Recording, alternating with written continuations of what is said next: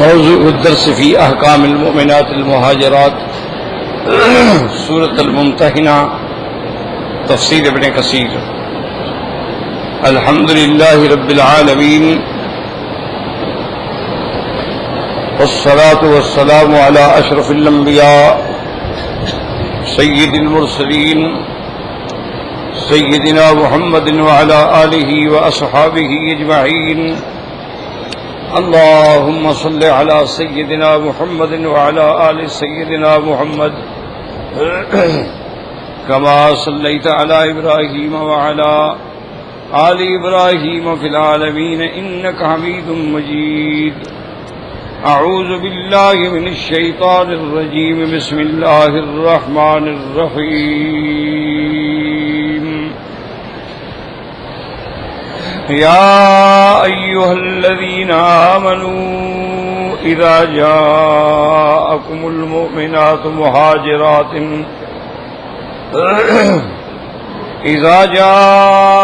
المؤمنات مهاجرات فامتحنوهن الله أعلم بإيمانهن فإن علمتموهن مؤمنات فلا ترجعوهن إلى الكفار لا هن حل لهم ولا هم يحلون لهن وآتوهم ما أنفقوا ولا جناح عليكم أن تنكحوهن إذا آتيتموهن أجورهن ولا تمسكوا بإثم الكوافر واسألوا ما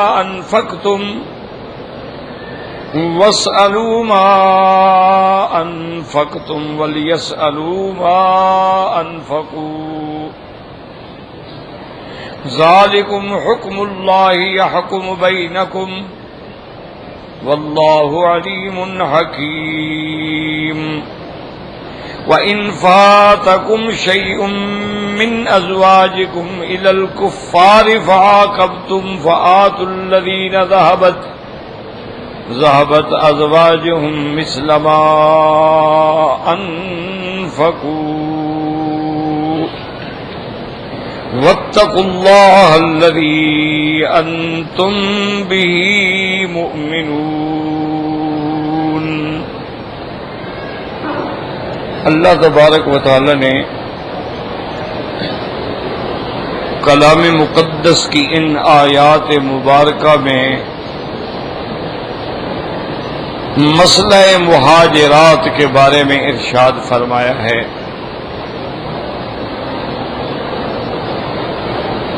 اصل مسئلہ وہاں سے شروع ہوا جب صلح حدیبیہ ہوئی۔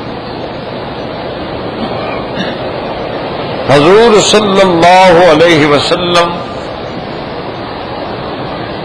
اور مشرکین مکہ کے درمیان میں صلح ہو گئی۔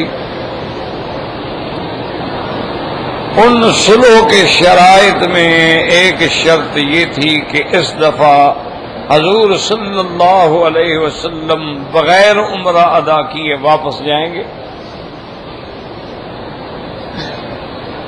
اس سے اگلے سال جب آپ عمرے کے لیے تشریف لائیں گے تو آپ کو حرم میں 3 دن قیام اور عمرے کی اجازت ہوگی۔ اسی طرح ایک مسئلہ یہ بھی ان میں شرط تھی کہ اگر کوئی مومن مسلمان اس صلح کے بعد مکہ مکرمہ سے فرار ہو کر مدینہ منورہ میں پہنچ جائے اور قریش اس کا مطالبہ کریں، ایک ہے کہ مطالبہ ہی نہ کریں، غیر ضروری سمجھیں، وہ الگ بات۔ اگر قریش اس کا مطالبہ کریں کہ جی یہ بندہ ہمیں واپس کریں تو آپ کو واپس کرنا ہوگا، اور اگر خدا نہ کرے کوئی مسلمان مرتد ہو کر مدینہ منورہ سے مکہ چلا آئے تو اگر مسلمان اس کا مطالبہ کریں گے کہ بھی ہمارا آدمی ہمیں واپس کرو تو ہم واپس نہیں کریں گے۔ حضور صلی اللہ علیہ وسلم نے یہ شرط بھی قبول فرما لی، اور یہ بھی شرط تھی کہ 10 سال میں ہم ایک دوسرے کے خلاف جنگ نہیں کریں گے اور نہ ایک دوسرے کے دشمنوں کی مدد کریں گے۔ بظاہر یہ بڑے سخت شرائط تھے۔ سیدنا حضرت عمر رضی اللہ تعالی عنہ کو یہ بات بڑی عجیب لگی کہ اگر ہمارا کوئی آدمی مکے سے مدینہ سے ادھر آج یہ نہیں دیں گے اور ان کا آج ہم دے دیں گے، اتنا کیوں ہم دب کے شروع کریں؟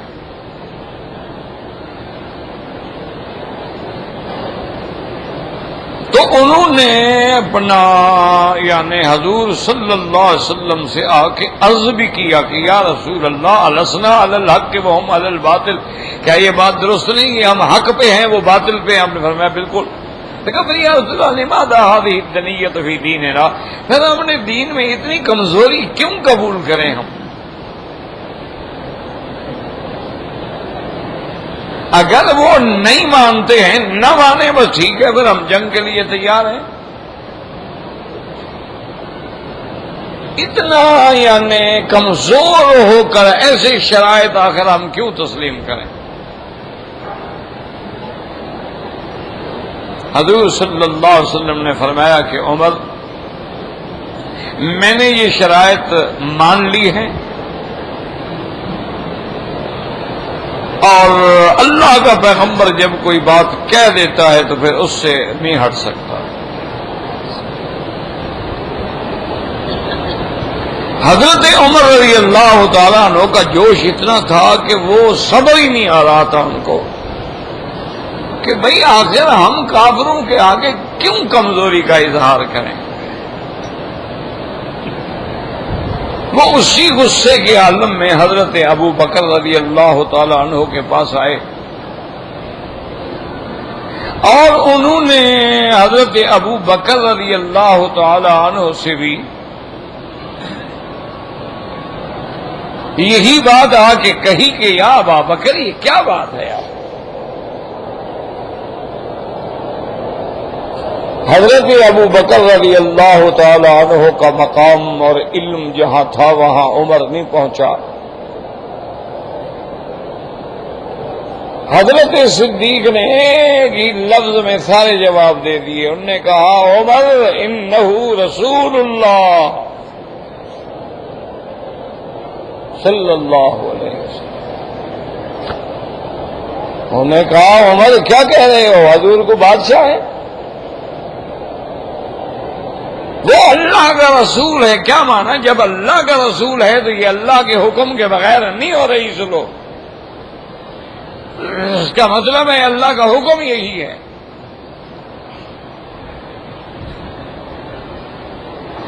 کیونکہ اللہ کا پیغمبر جب اللہ کا رسول ہے وہ اللہ کا سفیر ہے، وہ اللہ کا پیغام بر ہے،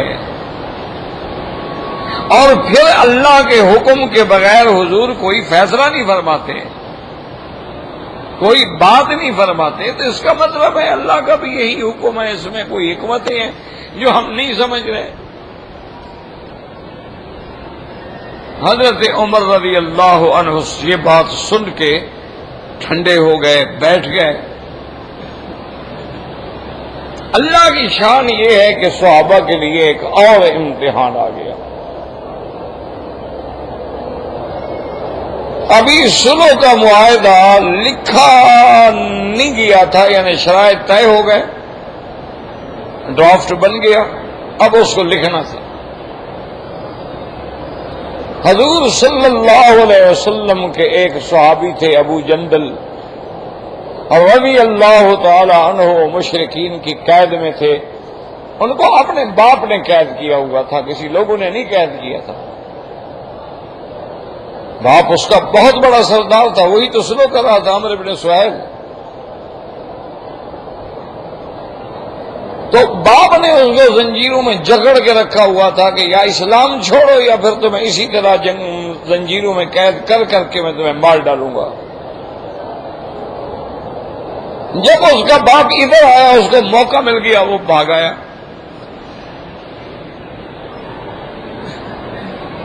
اور وہ اسی حالت میں وہی مقام حدیبیہ پر حضور کی خدمت میں آ گیا۔ السلام علیکم، تو صحابہ نے دیکھا، صحابہ خوشی، ہمارا ایک مسلمان بھائی آ گیا ہے۔ تو عمر بن سہیل نے کہا کہ یا رسول اللہ صلی اللہ علیہ وسلم، ھذا اول عہد، آپ کی پہلی شرط ہے کہ اگر کوئی مسلمان بھاگ کے جائے گا تو آپ ہمیں واپس کریں گے، آپ ہمیں واپس کریں۔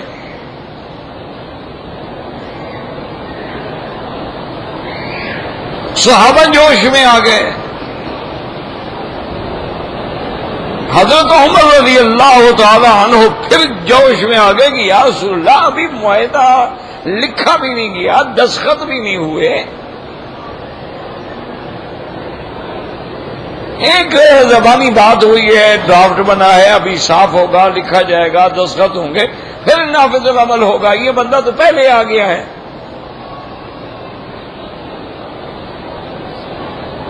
اور پھر اگر کوئی مدینے بھاگ کے آئے گا ہم ان کو واپس کریں گے، ہم تو یہاں حدیبیہ میں بیٹھے ہوئے، ابھی مکہ میں بیٹھے ہوئے ہم۔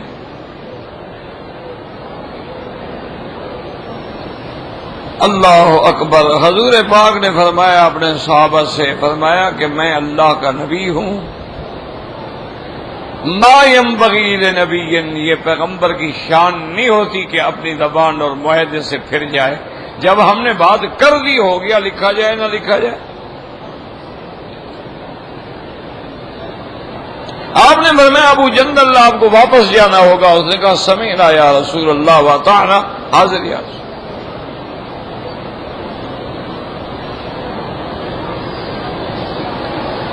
اس نے کہا حضور میری ایک چھوٹی سی درخواست، اور نے فرمایا بہو کیا کہتے ہو؟ اس نے کہا حضور کم از کم جتنی دیر یہ معاہدہ ہوگا، لکھا جائے گا، دستخط ہوں گے، فیصلہ ہوگا، اتنی دیر تو مجھے اجازت دے دی جائے کہ میں آپ کی زیارت کرتا رہوں۔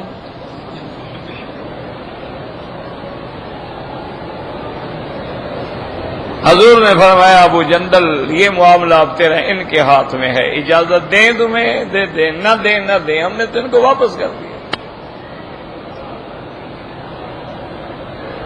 اتنے بڑے امتحان آئے، حضور نے واپس کر دیا۔ اللہ کا پیغمبر اپنے عہد پہ قائم ہے۔ اسی طرح حضور صلی اللہ علیہ وسلم پر ایمان لانے والوں میں ابو بصیر تھے، ان کو موقع ملا، وہ مکے سے بھاگ آئے، وہ کافروں کی قید میں۔ مدینہ منورہ پہنچے، حضور صلی اللہ علیہ وسلم کے پاس قریش نے اپنے 2 آدمی بھیجے۔ انہوں نے کہا یا رسول اللہ، یہ ہمارا قیدی ہے صلی اللہ علیہ وسلم، اور ہم اس کو واپس مانگتے ہیں، لہذا آپ ہمیں واپس کریں۔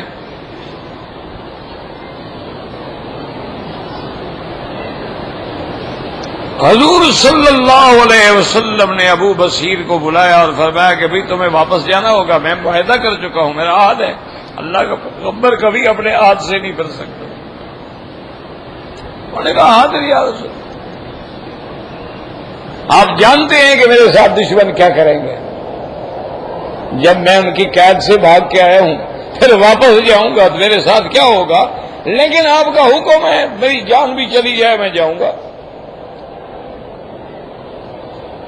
وہ جو قریش کے 2 آدمی تھے ان کو لے کے چل پڑے، لمبا سفر تھا، اونٹوں کا سفر تھا، 10 دن 12 دن لگتے تھے مکہ مدینہ آتے جاتے۔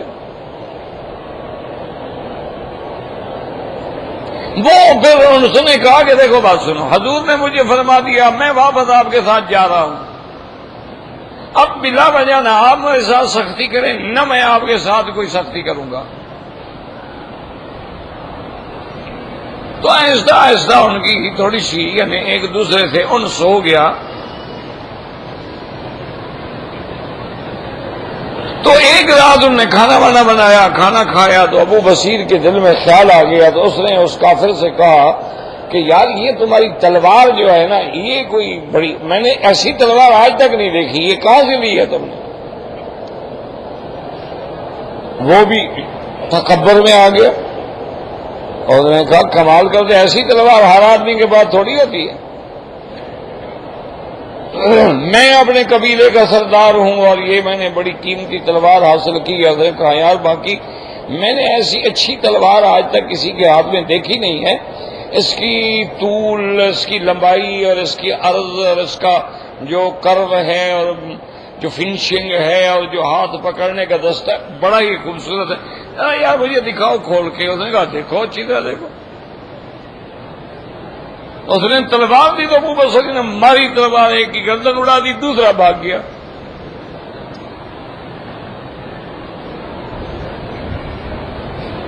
وہ بھاگا تو سیدھا مدینہ منورہ میں آیا واپس. ابو بصیر بھی مدینہ منورہ میں آ گئے. اس نے کہا یا رسول اللہ اچھا کہہ دیا آپ نے ہمارے ساتھ کیا، ہمارے ایک ساتھی کو قتل کر دیا اس نے.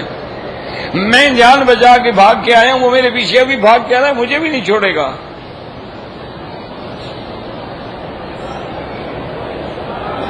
حضور پاک نے ابو بصیر کو بلایا اور آپ نے فرمایا تم کیا کر رہے ہو؟ امصیر حرب انت، ہم نے ایک معاہدہ کیا ہے، ایک صلح کی ہے، تم پھر آگ بھڑکانا چاہتے ہو جنگ کی. اس نے کہا حضور ناراض نہ ہوں، آپ نے اپنا وعدہ پورا کر دیا، مجھے واپس بھیج دیا. اب اگر اللہ نے مجھے موقع دیا میں بھاگ گیا تو اس میں آپ کا کیا قصور ہے؟ حضور ناراض ہو گئے. ابو بصیر سمجھ گئے مجھے واپس کریں گے اور باندھ کے بھی واپس کریں گے. وہ چھپ گیا. اس نے یہ کیا کہ مکے اور مدینے کے راستے میں جہاں جوفہ ہے اس کے قریب ایک جگہ تھی، وہاں آ کر اس نے ڈیرا لگا لیا. وہی اس نے اپنی جھوپڑیاں شپڑیاں بنائیں اور اس نے مکے میں جتنے مسلمان تھے سب کو پیغام بھیجا کہ بابا جو بھاگ کے آئے میرے پاس آ جاؤ، مدینہ شریف نہیں جانا، حضور واپس کر دیں گے. میں تم سب کو پناہ دینے کے لیے تیار ہوں. لوگ آتے گئے، پناہ ملتی گئی، وہاں گئی، گھر بن گئے، ان کا ایک جتھا بن گیا جوانوں کا.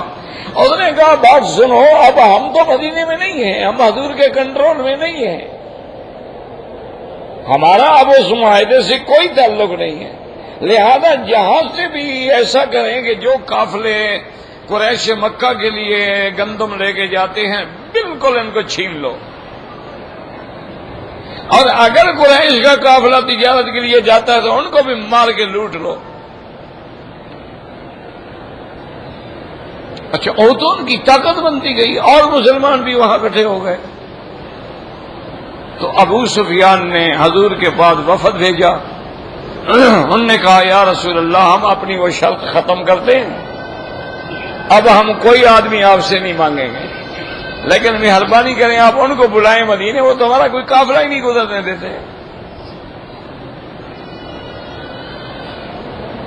تو اصل میں یہ معاہدہ تھا. صحابہ کو بات سمجھ نہ آئی. یاد رکھو اللہ کے پیغمبر کا مقام تو بہت بلند ہے نا، اور پھر اللہ کا وحی کا تعلق ہوتا ہے. حضور صلی اللہ علیہ وسلم نے یہ شرط کیوں قبول کی تھی کہ بھئی اگر ہمارا مسلمان واپس کافروں میں جائے گا تو ہمارا مبلغ ہے، وہاں دین پھیلائے گا، وہ خاموش نہیں رہے گا. اور اگر مسلمان کوئی مرتد ہوتا ہے تو اچھا ہے، گندی انگلی کو کاٹ کے پھینکو، ایسا نہ ہو کہ یہاں اور ارتداد پھیلائے. تو اس میں جو حکمتیں تھیں وہ صحابہ کو سمجھ نہ آ سکی. اب جو مشکل مسئلہ ہو گیا یہاں وہ یہ مسئلہ ہو گیا کہ اس شرط میں یہ نہیں لکھا گیا تھا کہ اگر کوئی عورت مکے سے ہجرت کر کے مدینے آئے تو واپس کی جائے گی یا نہیں کی جائے گی؟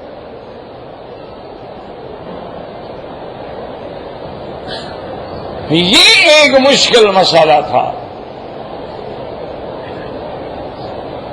تو اس کے لیے اب مسئلہ یہ پیدا ہوا کہ ام کلثوم جو ہے بنت عقبہ بن ابی معیط، یہ عقبہ بن ابی معیط جو ہے یہ سب سے بڑا دشمن ہے میرے مدنی محمد مصطفیٰ کا صلی اللہ علیہ وسلم. یہی وہ گستاخ ہے جس نے حضور کی گردن مبارک میں کپڑا ڈال کے کھینچا، حضور کی آنکھیں مبارک ابلنے لگی.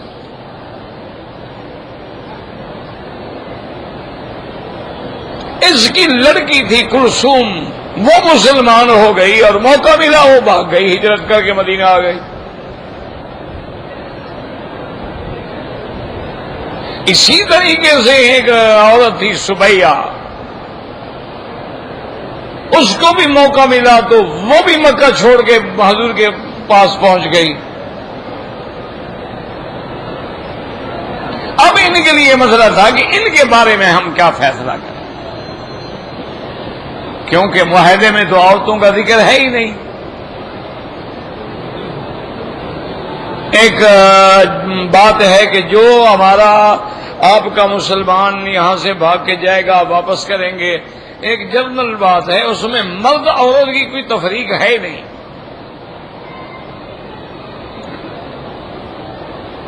پھر مرد کا واپس کر دینا جو ہے اور بات ہوتی ہے، اور عورت کا واپس کر دینا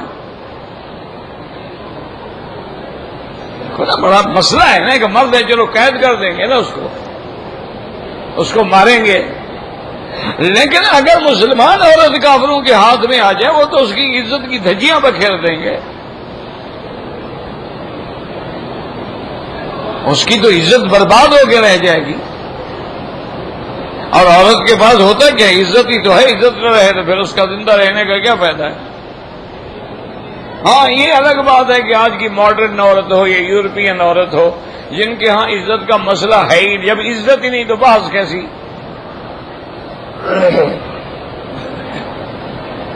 یہ سارے مفہوم تو ان لوگوں کے لیے ہے نا جن کے ہاں عورت کی عزت ہوتی ہے کہ اس پر کسی کی نظر بھی نہ پڑے.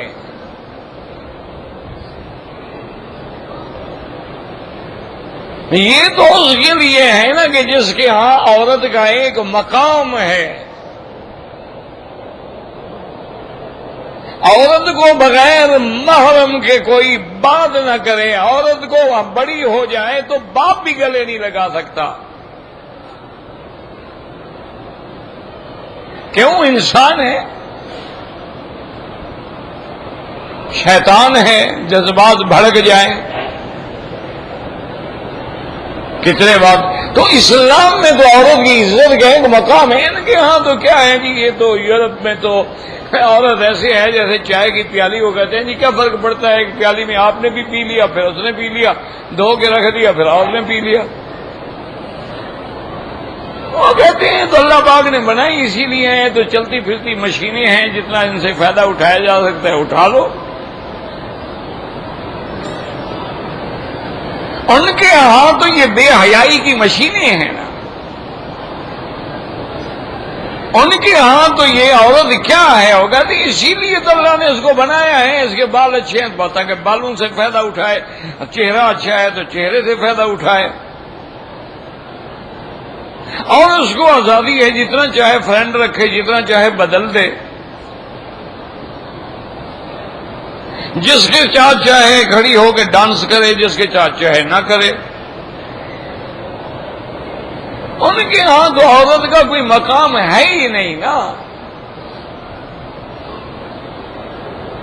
ان کے ہاں تو عورت اتنی ذلیل ہو چکی ہے، آپ تصور نہیں کر سکتے ہیں کہ ایک سال میں 5 لڑکیاں جو ہیں، کنواری لڑکیاں 9 سال سے 12 سال کی عمر کی حاملہ ہوتی ہیں، بچے جنتی ہیں.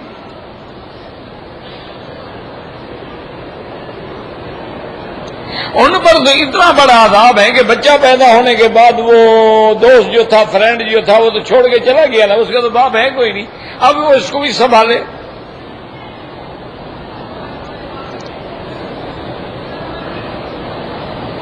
اسلام میں تو عورت کا ایک بہت بڑا مقام ہے. ایک صحابی حضور کے دروازے پہ آئے تو ٹاٹ پڑا ہوا تھا. سرکار دو جہاں کا سادے حجرے تھے، سادے گھر تھے، چھڑیاں ڈال کے چھتیں بنائی جاتی تھیں اور کوئی پرانا ٹاٹ ڈال کے دروازہ بن جاتا تھا. اس میں جھریاں تھیں.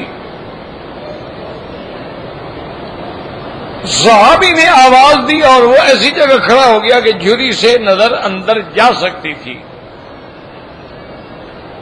حضور صلی اللہ علیہ وسلم جب تشریف لائے آپ اتنے غصے میں تھے. آپ نے فرمایا پھر یہ پردہ ڈالنے کی کیا ضرورت ہے اگر تم جھریوں سے دیکھ رہے ہو؟ میرا دل کرتا تھا کہ نیزہ مار کے تیری آنکھیں نکال ڈالوں.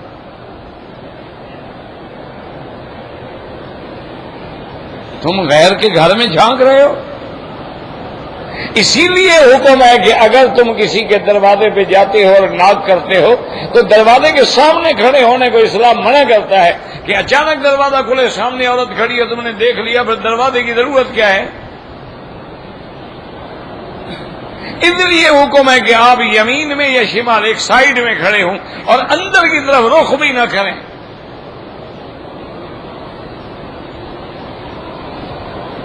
تاکہ آپ کی نظر اتفاق سے نظر پڑ جاتی ہے نا. اسی لیے حکم ہے کہ خامد اپنے گھر میں داخل ہونے سے پہلے اچانک داخل نہ ہو.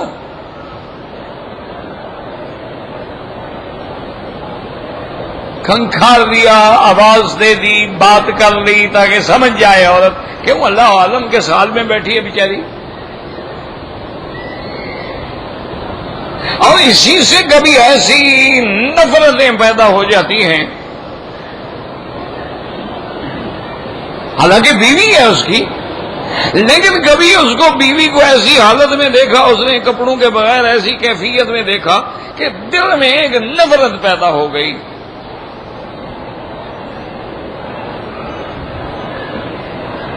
میرے ایک دوست تھے ڈاکٹر، اب بھی ہوں گے، ملاقات نہیں ہوئی. وہ گائنی کے بہت بڑے ڈاکٹر ہیں عورتوں کے مسائل کے. تو ایک دن میں نے اس سے پوچھا یار، میں نے کہا تم لوگوں پہ تو بڑا امتحان ہے. تو اس نے کہا کہ صاحب کیسے؟ میں نے کہا یار آخر دیکھو نا، تم عورتوں کے ڈاکٹر ہو، بچہ پیدا ہوتا ہے، تم لوگ جا کے ولادت کرتے ہو، بچے کو لیتے ہو تو سب کچھ دیکھ رہے ہوتے ہو نا. اچھا کبھی سیزیرین کرنا پڑتا ہے، آپریشن کر کے بچہ لینا پڑتا ہے، وہ بھی تو تم سب کچھ دیکھ رہے ہو. تو عورت کو اس حال میں دیکھنا یہ مرد کے لیے بڑا امتحان ہے. اس نے کہا مکی صاحب امتحان کیا ہے، ہمیں دیکھتے دیکھتے اتنی نفرت ہو گئی ہے ہم اپنی بیوی کے پاس جانے کے قابل نہیں رہے. کہا اتنی نفرت آ گئی ہے کہ کیا ہے یار، یہی سیدھے لوگ مرتے ہیں. ایک پیشاب کا ایک رکھنے کا ایک بلیڈر ہے، یہی کوئی قیمتی چیز ہے جہاں گندگی ہی گندگی ہے، خون ہی خون ہے. کہا اتنی نفرت ہو گئی ہے ہمیں کہ ایک ڈیوٹی ہے، وہ ڈیوٹی سمجھ کے ہم پورا کرتے ہیں، ورنہ اپنی بیوی کو دیکھنے کا دل نہیں کرتا. کیوں ہے آخر کیا چیز ہے جس کے لیے آج دنیا قتل ہو رہی ہے، کاروکاریاں ہو رہی ہیں، اغوا ہو رہے ہیں، گھروں کو برباد کیا جا رہا ہے. بعض بچوں والی عورتیں بچے چھوڑ کے اپنے آشنا کے پیچھے بھاگ رہی ہیں. بعض لوگ اپنی بیٹیوں کی قیمت لگا کے پیسہ وصول کر رہے ہیں. ہے کیا آخر؟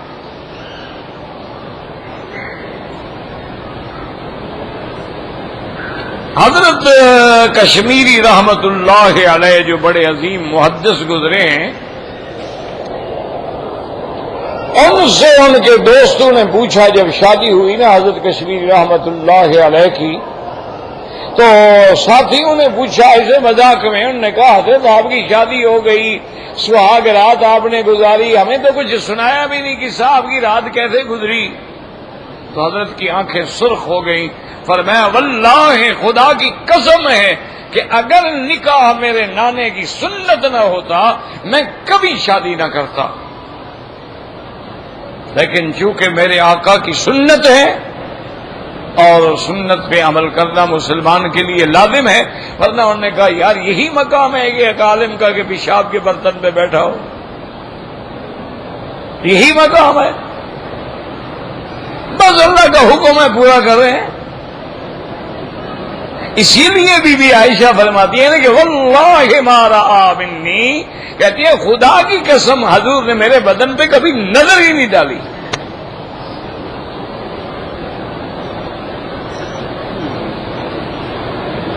اور فرماتی ہے واللہ ما رأیت، اور خدا کی قسم میں نے بھی حضور کے بدن پہ نظر نہیں ڈالی، بس اللہ کا حکم ہے، حلال ہے، ایک وظیفہ زوجیت ہے، ادا کرنا ہے، بس ہو گیا۔ اسی کو اللہ نے آگے توالد و تناسل کا سلسلہ بنایا ہے، اسی سے آگے نسلیں چلتی ہیں۔ اس کے علاوہ یہ کوئی ایسی چیز تو نہیں ہے کہ جس سے آدمی پیار کرے اور اس کو جناب چاٹتا پھرے اور چومتا پھرے اور اسی زبان سے کلمہ پڑھے، اسی زبان سے نبی کا نام لے، اسی زبان سے پیشاب چوسے۔ کیسا ماشاء اللہ ان کو انگریز نے کیسا فری سیکس سکھائی ہے۔ انا للہ و انا الیہ راجعون۔ تو بہرحال مسئلہ یہ تھا کہ عورت کے بارے میں کیا کیا جائے، تو اللہ نے قرآن نازل فرما دیا کہ میرے نبی اگر عورتیں آئیں ایماندار ہجرت کر کے ان کا امتحان کرو، تحقیق کرو یہ واقعی ہجرت کر کے آئی ہے، اللہ رسول کے لیے آئی ہے، کسی دوستی کے لیے تو نہیں آئی، یا پہلے خاوند سے تنگ تھی اس سے بھاگ کے تو نہیں آئی، بہانہ ہجرت کا بنا لیا، یا یہاں کسی سے کوئی عہد و پیمان تو نہیں تھا کہ بھاگ کے اس کے لیے آ گئی اور کہا میں تو ہجرت کر کے آئی ہوں۔ اس لیے اللہ نے حکم دیا کہ ان کا امتحان کرو، اور امتحان میں وہ سچی ثابت ہو جائے کہ مومنہ ہے، مہاجرہ ہے، خالص اللہ کے دین کے لیے آئی ہے، تو اللہ نے فرمایا میرا محبوب اب ان کو کبھی واپس نہ کرنا، کیونکہ اب مسلمان عورت کافر پہ حلال نہیں، اور کافر مرد جو ہے کسی مسلمان عورت پہ حلال نہیں۔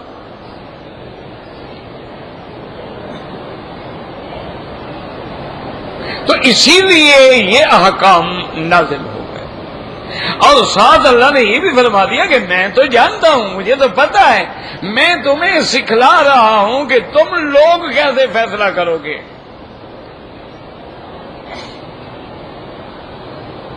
اور اسی طرح یاد رکھیں کہ حضور کے زمانے میں، میرے آقا کے زمانے میں، محبوب دو جہاں کے زمانے میں صلی اللہ علیہ وسلم ہجرت کرنا جو ہے فرض تھا، یاد رکھو، یعنی آپ کے زمانے میں ہجرت کرنا، مکے سے ہجرت کرنا کسی ملک میں جائے فرض تھا، نعوذ باللہ ہجرت نہیں کرے گا تو اس کا اسلام ہی نہیں ہے۔ لیکن جب پھر اللہ نے اسلام کو طاقت دے دی، مکہ فتح ہو گیا، طائف، حنین سارے علاقے فتح ہو گئے، اب حضور نے فرمایا کہ لا ہجرت بعد الفتح، اب ہجرت فرض نہیں رہی۔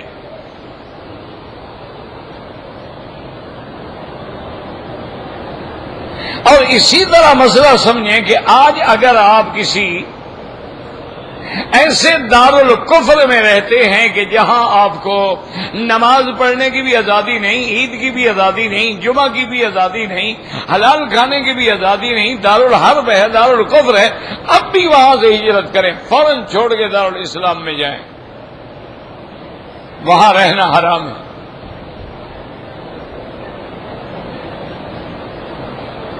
ہاں ایک ہوتا ہے کہ حکومت تو کافروں کی ہے، لیکن وہ یعنی مسلمانوں کو بھی حقوق دیتے ہیں کہ آپ مسجدیں بنائیں، مدرسے بنائیں۔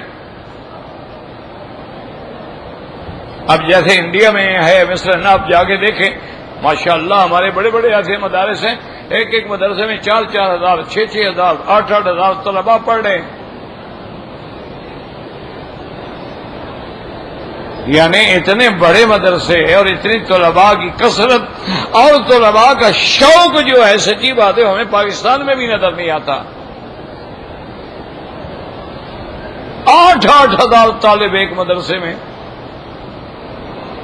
6-6 ہزار طالب ایک مدرسے میں۔ اچھا بعض مدرسے جو ہیں وہ تو اتنے بڑے ہیں ماشاءاللہ کہ طلباء جو ہے نا وہ ایک مسجد میں نماز جمعہ بیچارے نہیں پڑھ سکتے، مسجدیں چھوٹی پڑ جاتی ہیں، 2 مسجدوں میں جا کے پڑھنا پڑتا ہے ان کو۔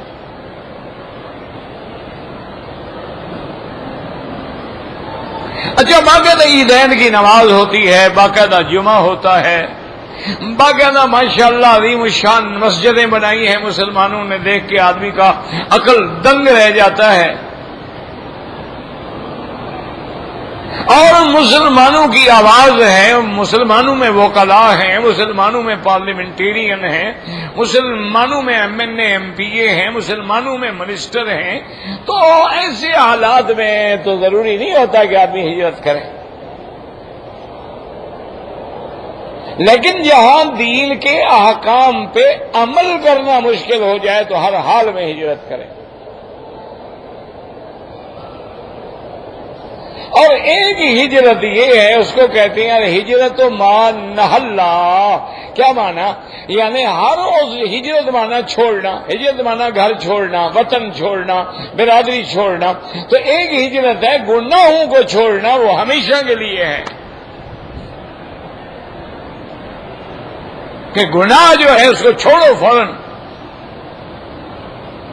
اور اسی طرح فقہاء اور علماء نے یہ بھی لکھا ہے کہ آپ ایک فلیٹ میں رہتے ہیں یا ایک مکان میں رہتے ہیں، وہاں آپ کے ساتھ چند دوست ہیں، ان میں بعض ایسے ہیں اللہ معاف کرے شرابیں پیتے ہیں، زنا کرتے ہیں، گندی فلمیں دیکھتے ہیں، وہ بیٹھ کے وہاں جوئے کھیلتے ہیں، فوراً ان کا ساتھ چھوڑ دو. تم یہ سمجھو کہ بھائی میں تو نہیں کھیلتا نا، میں تو فلم نہیں دیکھتا، میں تو پھر اپنے کمرے میں جا کے سو جاتا ہوں الگ. لیکن نہیں، اگر آپ نہ بھی کرتے ہیں گناہ، ان کے ساتھ رہتے ہیں تو گویا وہ اس گناہ میں آپ برابر کے شریک ہیں.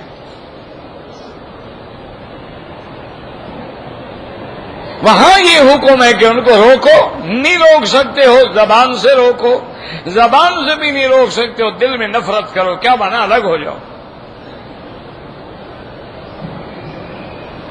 بنو اسرائیل کی زمانے میں ایک بستی پر اللہ کا عذاب آیا، تو اللہ کے عذاب کے فرشتے نے عرض کیا کہ یا اللہ فی رجل، اس بستی میں تو فلاں بندہ ہے جس نے ایک لحظہ کے لیے بھی کبھی آپ کا ذکر نہیں چھوڑا ہے، اس کے بارے میں کیا حکم ہے؟ فرمایا اس پر بھی عذاب نہ لو. یا اللہ آپ کا عابد ہے، زاہد ہے، ذاکر ہے، صوفی بنا پھر. اللہ نے فرمایا لاکھ صوفی بنا پھرے، برائی کو دیکھ کے اس کی پیشانی پہ کبھی بل بھی نہیں پڑا، ان کو روکا بھی نہیں، ان کو برا بھی نہیں کہا، اس کو بھی عذاب میں ڈالو. تو اس لیے ہمیں حکم ہے کہ اب بھی اگر کسی جگہ گناہ کا اڈا ہے چھوڑ دو، ساتھی برے ہیں چھوڑ دو، تمہیں کوئی گناہ کی مصیبت پڑ گئی ہے گلے میں چھوڑ دو. اگر دارالکفر میں ہو جہاں احکام شریعت کا ادا کرنا مشکل ہے تو چھوڑ دو. اور یہ بھی مسئلہ ہے کہ جب فرق دارین آ جائے گا، ایک دار کفر ایک دار اسلام، تو دار اسلام سے دار کفر سے مسلمان عورت ادھر آ گئی، نکاح خود بخود ختم ہو گیا،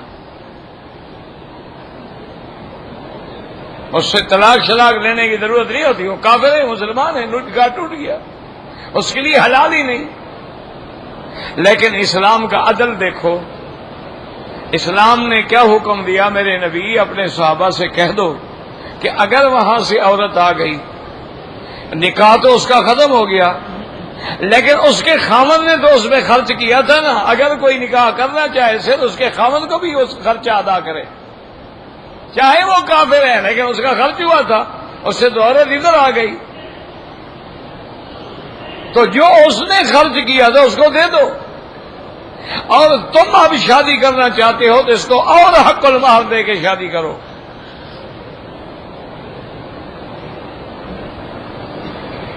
اور اسی طرح اگر اللہ نہ کرے کوئی مسلمان عورت ادھر چلی گئی ہے تو کافروں پر بھی یہی حکم ہے کہ جو مسلمان شوہر نے خرچ کیا تھا اس کو ادا کرو. لیکن کافروں نے تو کیا ادا کرنا تھا؟ مسلمانوں نے اللہ کے حکم کے مطابق باقاعدہ حق ادا کیا. اچھا پھر ایسی بھی حالت آ جاتی ہے کہ بھئی اس کے بعد دینے کی طاقت نہیں ہے تو بیت المال ادا کرے. اسلام کہتے ہو کہتے ہیں کافر کا حق بھی نہ رہے ہمارے دل میں. کافر ہے اپنی سزا بھگتے گا، لیکن اگر اس کا قرضہ ہے ہم اس لیے کھا جائیں کہ کافر ہے، اگر اس نے ہمیں پیسے دیے اس لیے کھا جائیں کہ کافر نہیں، اسلام کہتے اس کا حق اس کو دو۔ اچھا اب تم اسی عورت سے شادی کرنا چاہتے ہو تو یہ سمجھو کہ یار میں نے اس کی پہلے خامند کو بھی تو حق دیا ہے، اب مزید نہ آتا ہے تم اجور ہو نہ تم اس کو اور حق المہر دو گے۔ اور حق المہر جو ہے یاد رکھو یہ عورت کا حق ہوتا ہے۔ بعض فقہا نے تو اتنی سخت لکھا ہے کہ جب تک آدمی حق المہر ادا نہ کرے اس کو بیوی سے ملنے کی اجازت بھی نہیں ہے، لیکن بعض فقہا اجازت دیتے ہیں۔ تو بہرحال جن لوگوں نے نہیں دیا ہے فوراً حق المہر ادا کریں، ایسا نہ ہو کہ بیوی کی حق المہر کی وجہ سے جہنم میں پڑے ہوں، یہ تو حقوق العباد ہے۔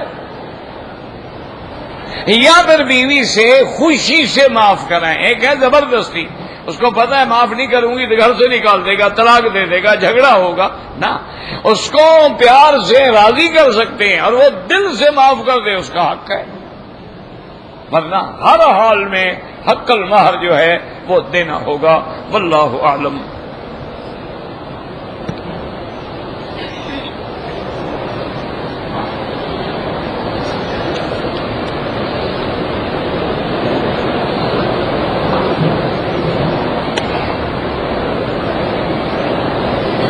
کہتے جی کہ بعض حاجی صاحبان کے لیے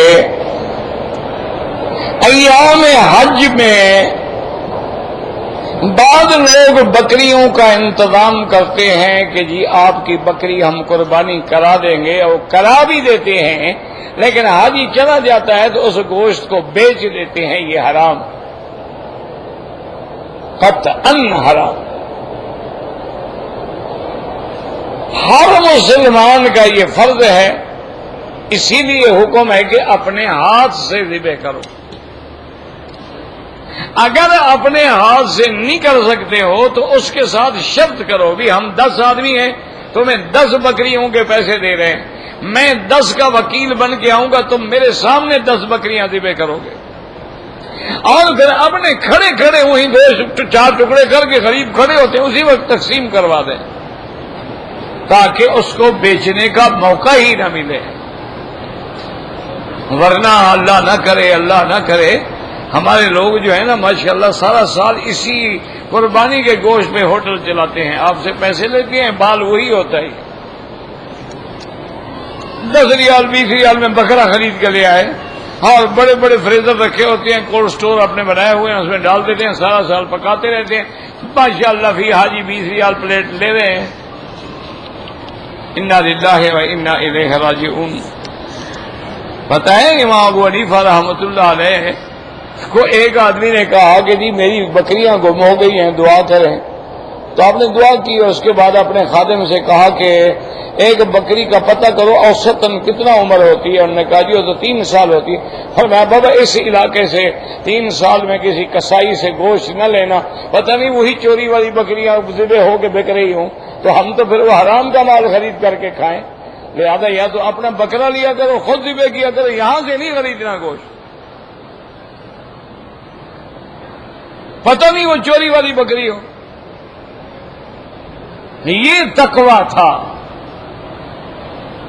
یہی وجہ ہے میرے عزیز، میرے بزرگ ناراض نہ ہوا کریں، یہی وجہ ہے کہ ہم حج پڑھ کے بھی نہیں بدلتے، عمرہ کر کے بھی نہیں بدلتے، جیسے آئے ہیں اسی طرح واپس جاتے ہیں، داڑھی مڈاتا تھا اب بھی مڈاتا ہے، جھوٹ بولتا تھا اب بھی بولتا ہے، رشوت کھاتا تھا اب بھی کھاتا ہے، تو پھر عمرے حج کا فائدہ کیا ہوا؟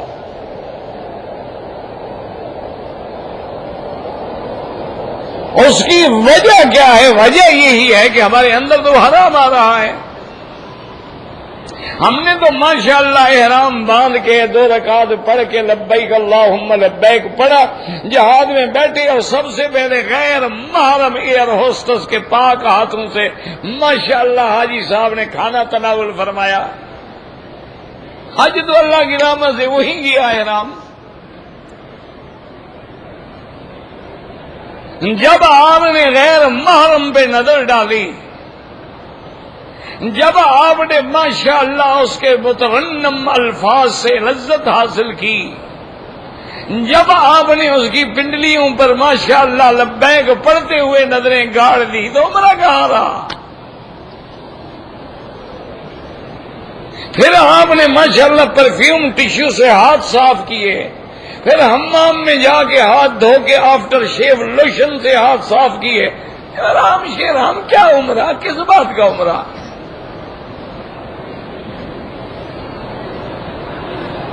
جب تک احرام میں آپ کی نظریں جھکے نہ، آپ کے لیے اللہ نے احرام حرام یعنی جو چیزیں حلال تھیں وہ بھی حرام ہو گئی۔ حالت احرام میں اپنی بیوی سے گپ شپ کرنا، بوسہ دینا، سینے سے لگا دے حلال ہے نا، لیکن احرام میں وہ بھی حرام ہو گیا۔ جب اپنی بیوی سے بھی بات کرنی حرام ہو گئی تو غیر محرم ایئر ہوسٹس کے ہاتھوں سے کھانے کہاں سے حلال ہو گئے؟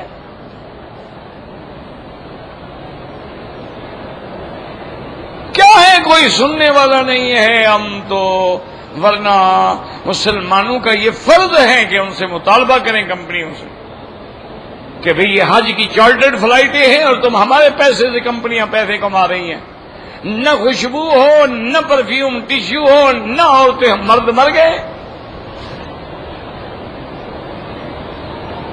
تاکہ ہم بندے ہیں، انسان ہیں، لاکھ بچنا چاہیں پھر بھی نظر جا پڑے گی۔ تو کیوں ہمارے حج اور عمرے خراب کرتے ہو؟ مطالبہ کریں، انشاءاللہ اس کا اثر ہوگا۔ ہماری بات تو خیر وہ نہیں سنتے ہیں، کیا کریں۔ بائیں ہاتھ سے ذکر کرنا گناہ ہے؟ کوئی گناہ نہیں ہے۔ افضل یہ ہے کہ ہر کام میں دایاں ہاتھ استعمال کرو، لیکن یہ مانا تو نہیں ہے کہ اب جب نماز پڑھو تو ایک دائیں ہاتھ بائیں ہاتھ کو اٹھا کے اوپر رکھو، اس سے ہر عبادت حرام ہو گئی نا۔ کیا عقل ہے؟ کوئی اللہ نے عقل چھین لیا ہے؟ سجدے میں دونوں ہاتھ رکھو گے یا ایک رکھو گے؟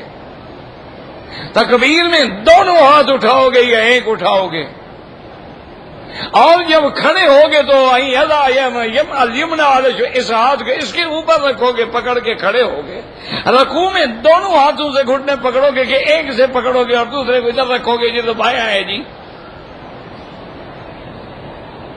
عقل کرو، اللہ ہدایت عطا فرمائے۔ اور کیا کہہ سکتے ہیں ہم؟ دعا ہی کر سکتے ہیں۔ اجتماعی فجر کی فرض نماز کی اقامت ہو جائے، اگر اقامت ہو جائے نماز میں شامل ہو جاؤ، 2 رکعت سنت جو ہے سورج نکلنے کے بعد پڑھ لو۔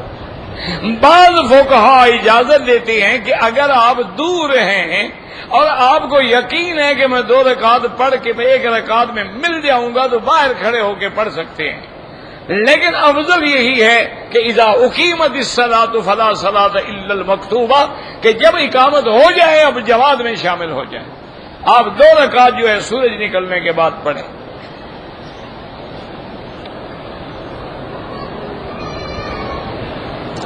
شعبان میں عمرہ کرنے سے کوئی حج واجب نہیں ہوتا۔ سفید احرام افضل ہے، ویسے کسی رنگ کا باندھ لو۔ والدہ کی طرف سے دم ہو گئی ہے تو روزے اس کا بیٹا رکھ لے، نہیں، جب اللہ اس کو توفیق دے گا ادا کر دے گی، جب اللہ بیٹے کو توفیق دے دے ادا کر دے، فوری کوئی ضرورت نہیں۔ اگر دوران طواف کسی کو ویل چیئر لگا اور خون آیا، چھوڑ دے طواف، جا کے پٹی باندھے، وضو کرے، پھر طواف پورا کرے۔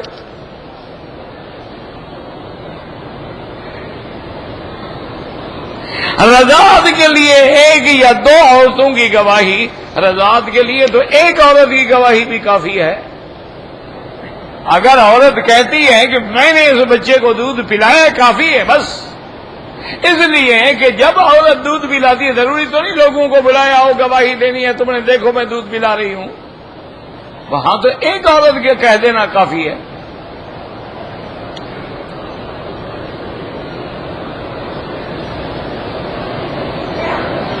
رضائی بہن بھائی کا نکاح حرام ہے، اگر ہوا ہے فوراً الگ ہو جائیں۔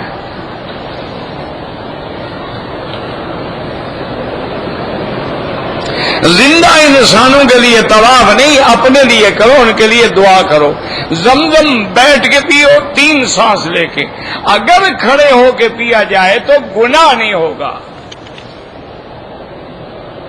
حجر اسود پہ جب پہلی دفعہ شروع کریں گے تو بسم اللہ اللہ اکبر وللہ الحمد، بعد میں صرف اللہ اکبر وللہ الحمد۔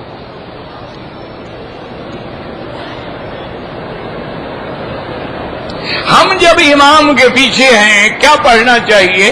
ہر چیز وہ اللہ اکبر، تم بھی اللہ اکبر، سبحان رب العظیم، سبحان رب الاعلیٰ، تحیات، درود، تشہد۔ صرف یہ ہے کہ جب وہ قرآن پڑھتا ہے تو تم خاموش رہو۔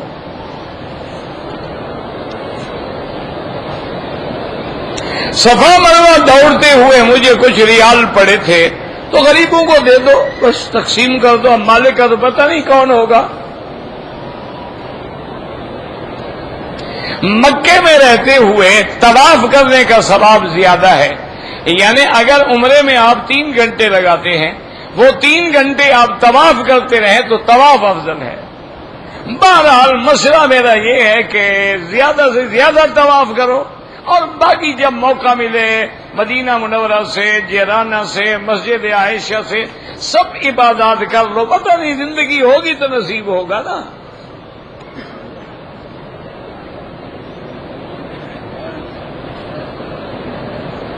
میں مکے میں رہتا ہوں، حج ادا کیا، احرام میں نے اپنے گھر سے باندھ کے، ٹھیک ہے مکے والے تو مکے سے ہی باندھیں گے احرام، اور کہاں سے باندھیں گے؟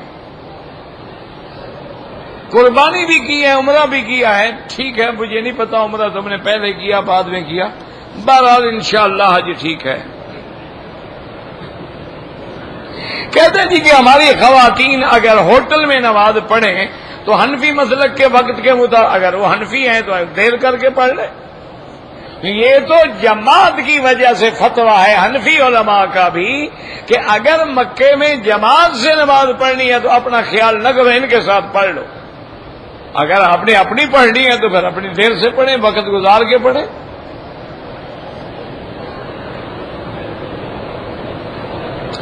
موبائل فون کے ذریعے مدینہ منورہ جا کر کسی کا سلام پہنچایا جا سکتا ہے، بے ادبی ہے، گستاخی ہے۔ اس کا آپ ایسا تجربہ کریں نا کہ کبھی کسی گورنر یا وزیر اعظم کو ٹیلی فون پکڑو، کہو جی اس کا سلام ذرا لے لو، پتہ لگ جائے گا تمہارا کیا کرتے ہیں۔ ٹیلی فون والا ہاتھ بھی نہیں ملے گا کہ کہاں ہے۔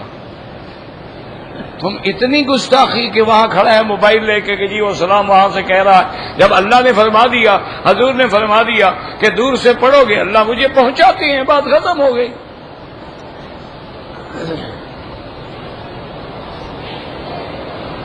طواف کے 2 رکعات اگر ہم حتیم میں پڑھیں بالکل جائز ہے۔ حجر اسود میں رش ہے تو لوگوں کو دھکے نہ دیں، دور سے اللہ اکبر کہہ دیں۔ کہتے ہیں جی کہ حرم شریف میں دعائے ختم قرآن جو ہے وہ عربی زبان میں ہوتی ہے، ہم اپنی زبان میں نہیں، وہ عربی میں ہوتی ہے، آپ آمین کہتے رہیں۔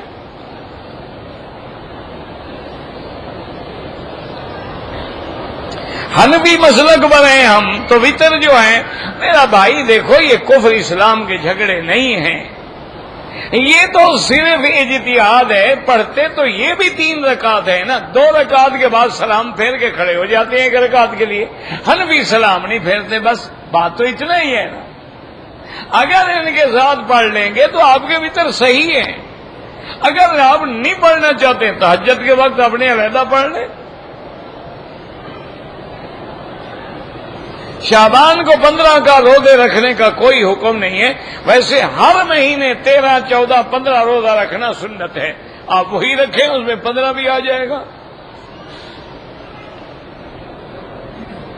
شیشہ پینا حرام ہے، مجھے نہیں پتا شیشہ کیا ہوتا ہے، اگر حقہ ہے تو صاف بات ہے مکروہ ہے، تحریم ہے، تمباکو ہے۔ حرم میں فوٹو کھینچنا بالکل حرام ہے، حضور نے لعنت بھیجی ہے فوٹو کھینچوانے والے پر۔ اگر عورت کی حیض کی عادت 5 دن ہے لیکن 10 دن تک خون رہا تو 10 دن کے بعد پھر حیض نہیں ہوتا، بیماری ہے، اب وہ نماز پڑھے، طواف کرے، سب کچھ کر سکتی ہے۔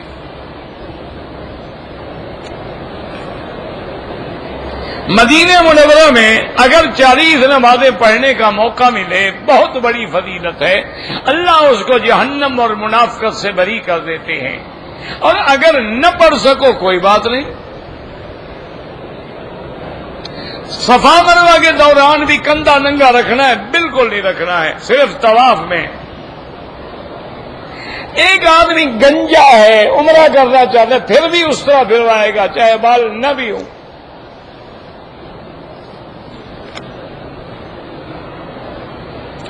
عمرے کا طریقہ کیا ہے؟ بڑا آسان ہے، میقات پہ جائیں، پہلے غسل کریں اور 2 رکعت پڑھیں، اس کے بعد جناب سر ننگا کر لیں اور لبیک لبیک اللہم لبیک پڑھتے ہوئے آ جائیں، کعبۃ اللہ کا طواف کریں، 2 رکعت نماز پڑھیں، زمزم پئیں، ملتزم پہ دعا مانگیں، پھر استلام کر کے حجر صفا مروہ پہ جائیں، صفا سے شروع کریں مروہ تک 1 چکر، تو صفا سے شروع ہوگا مروہ پہ ختم ہوگا 7 چکر، اس کے بعد سر الحمدللہ اس کے بعد سر پہ اس طرح پھروا دیں، عمرہ ہو گیا۔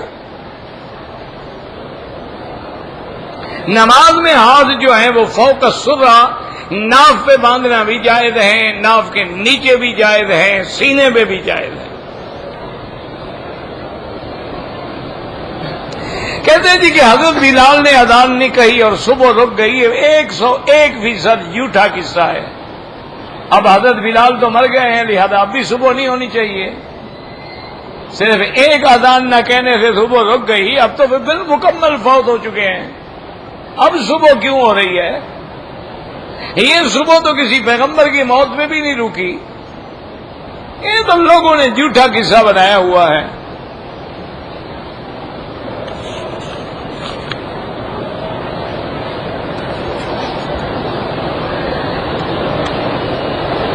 میں نے احرام کی حالت میں بغیر خیال کے اتفاق سے چادر سر پہ ڈال دی، کچھ بھی نہیں ہوتا۔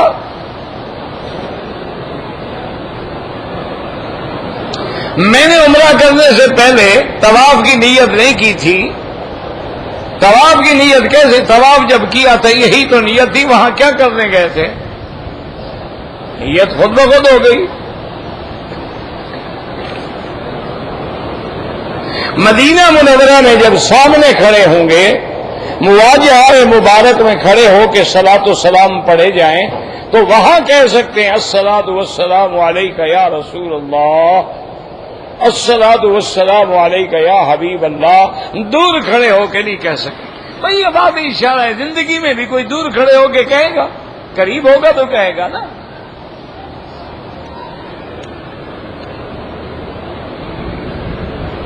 میرے 3 بچے قرآن حفظ کر رہے ہیں، اللہ ہر اس بچے کو جو قرآن پڑھ رہے ہیں، حفظ کر رہے ہیں، ان کو قرآن نصیب فرمائیں، ان کا علم نصیب فرمائیں، اور آپ اپنے علاقے میں کسی مدرسے کا پتہ کر لیں جو دینی مدرسہ ہو اور جس کی یعنی رپورٹ اچھی ہو، اس میں اپنے بچوں کو پڑھائیں۔ اب میں تو نہیں جانتا آپ کہاں رہتے ہیں، وہاں کون کون سے مدرسے ہیں، لیکن الحمدللہ اللہ کا شکر ہے، بنگلہ دیش ہے، پاکستان ہے، ہندوستان ہے، یعنی کوئی بھی ایسا ملک نہیں جہاں ہر گاؤں میں مدرسے ہیں، ہر بستی میں مدرسے ہیں، ہر یونین کونسل میں مدرسے ہیں، ہر تحصیل میں مدرسے ہیں۔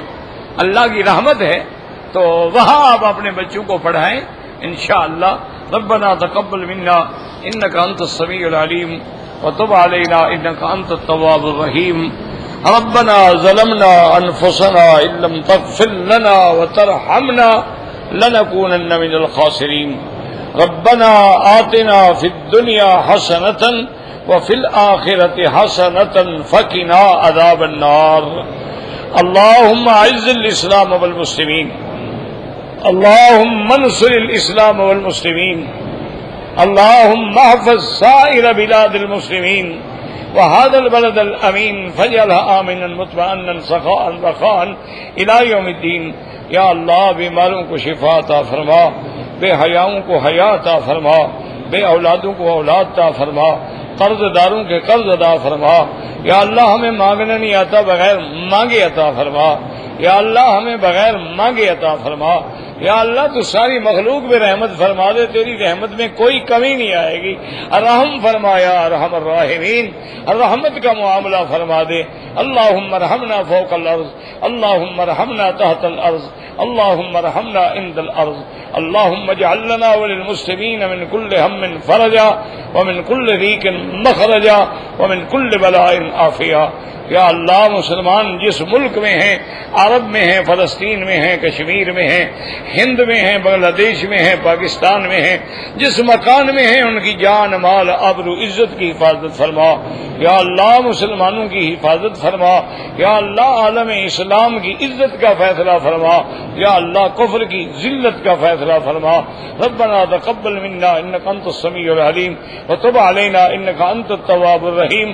صلی اللہ تعالی علی خیر خلقہ سیدنا محمد وعلى آلہ وصحبہ اجمعین۔ اللهم صل على سيدنا محمد وعلى آل سيدنا محمد وبارك وسلم۔